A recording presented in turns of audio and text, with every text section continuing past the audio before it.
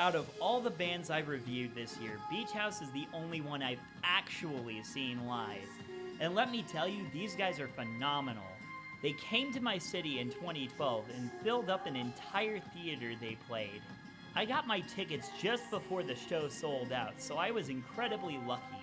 The performance was excellent, and these guys had this sparkly, starry design flashing behind them to help articulate the music.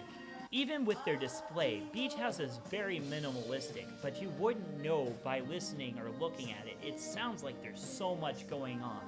I got so into the performance that I started singing along with the songs. What's unfortunate is that I was so loud that the girls next to me asked me to keep quiet because they couldn't hear Victoria Legrand. Yes, I was being one of those douchebags that can ruin a live experience for someone else.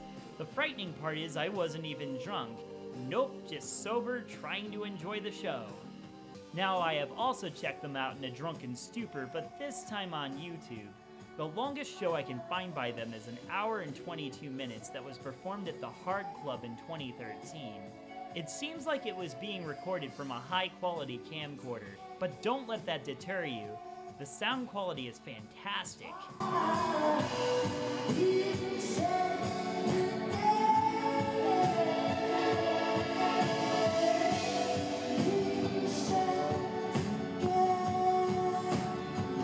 There's very little, if any, distortion, and you can hear every element of the music clear as day.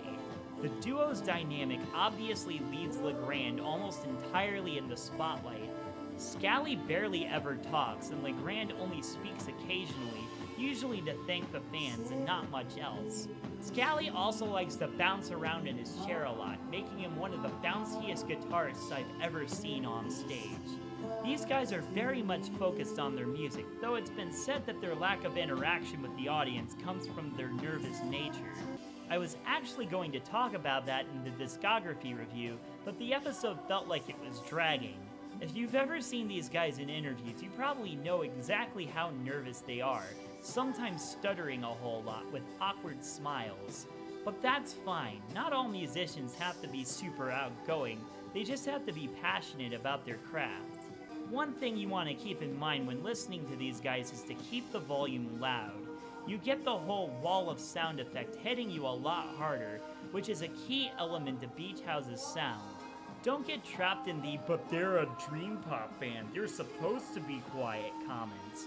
Very few dream pop bands actually play quiet, and dancing to these guys' performances is also an unexpected amount of fun, which clashes with the general hipster mentality that you have to absolutely take the music seriously. Overall, these guys are passionate and a blast to hear live.